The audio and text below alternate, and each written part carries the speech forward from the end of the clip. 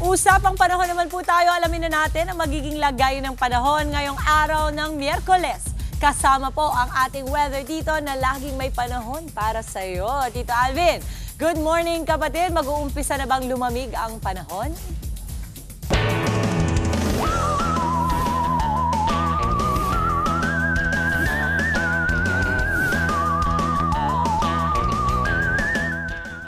Good morning Mama Dims at good morning mga kapatid. Weather update na po tayo. Mama Dims, nako, malapit na magsimula ang panahon ng habagat o yung tinatawag na nating southwest monsoon. Sa kasalukuyan, meron tayong frontal system na nagdadala po ng mga posibleng pagulan dito sa extreme northern Luzon. Ito namang easterlies ang nagdadala ng mainit at malinsangang panahon sa natitirang bahagi ng ating bansa. Pero meron tayong binabantayang low pressure area sa labas ng ating Philippine Area of Responsibility. Ito na po ang magti-trigger ng simula ng panahon ng tagulan o yung ating habagat or southwest monsoon. Sa katunayan, meron na po tayong inflow ng hangin na nagmumula sa southwest. Bumabali po yan at papunta dyan sa ating low pressure area na nagdadala ng maulap na panahon at posibleng mga pag-ulan dito sa ilang bahagi ng Mindanao. Sa western section ito, western section ng Visayas, kasama na po dyan ang Mimaropa. Ito pong low pressure area na ito ay aakyat patungo dito sa may area ng Vietnam, sa ibabang bahagi ng Hong Kong, sasabit dito sa ating tinatawag na frontal system. At banda dito sa taas, pag nandyan na po yan, hihila na po yan ng ating habagat or southwesterly wind flow.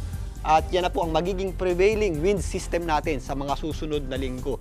Ang implikasyon po niyan, dahil warm at moist ang hangin po na nanggagaling dito sa southwest o dito sa West Philippine Sea, mas madali po tayong nakakabuo ng mga pagulan at mga kaulapan. Na siya pong makaka-apekto dito sa areas ng Luzon, particularly sa western section nito, kasama na po dyan ang Metro Manila. So mas mauuso na po yung ating mga afternoon showers. Depende sa lakas ng ating habagat. Aantay na lang natin yung sapat na pag-ulan para magdeklara ang pag-asa ng opisyal na panahon ng tag-ulan at ang pagpasok nga ng ating habagat. Sa kasalukuyan, dito po sa areas ng Mindanao, ang ating concentration ng pag-ulan ay nandito sa western section nito dahil nga doon sa inflow ng ating hangin, particularly dito po sa areas ng Zamboanga Peninsula, kasama na po dyan ng Basilan, Sulu at Tawi-Tawi, maging dito sa area ng Soksajan. Again, mag-ingat po tayo sa mga possible effects ng mga pag-ulan na ito, gaya ng mga flash floods at landslides. Ganun din po ang ating aasahang panahon. Dito sa areas ng Visayas, nasa western section din po yung ating mga chances ng mga pag-ulan at thunderstorms. Kasama po dyan ang isla ng Panay at ang isla ng Negros, bandang hapon po yan. At ganun din po ang ating aasahang panahon dyan po sa may area ng Palawan. Dito naman sa areas ng mainland Luzon, at ilang areas ng Mimaropa, meron tayong mga possible na mga pag-ulan dulot ng inflow ng hangin natin dito sa areas ng Mindoro at Romblon. Mainit naman ang panahon natin sa natitirang bahagi ng Luzon, pero again, mas mapapadalas na po yung ating thunderstorms tuwing hapon at gabi, particularly dito sa kanlurang bahagi nito. Kasama po dyan ng Ilocos, ito pong areas ng Zambales at Bataan. Dito naman sa Metro Manila, patuloy po tayong makakaasa ng mainit at maalinsang panahon, lalong-lalo na sa tanghali.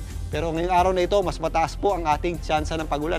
Mapasok po yan bandang alas 3 at magpapatuloy na po yan hanggang gabi. Kaya again, sa mga lalabas ng bahay, ugaliin pa rin po natin ang pagdadala ng payong. Magagamit natin yan sa matinding init ng araw sa tanghali at pagsapit po ng hapon at gabi, pagpauwi na po tayo, magagamit na naman natin yan sa mga posibleng pagulan at thunderstorms.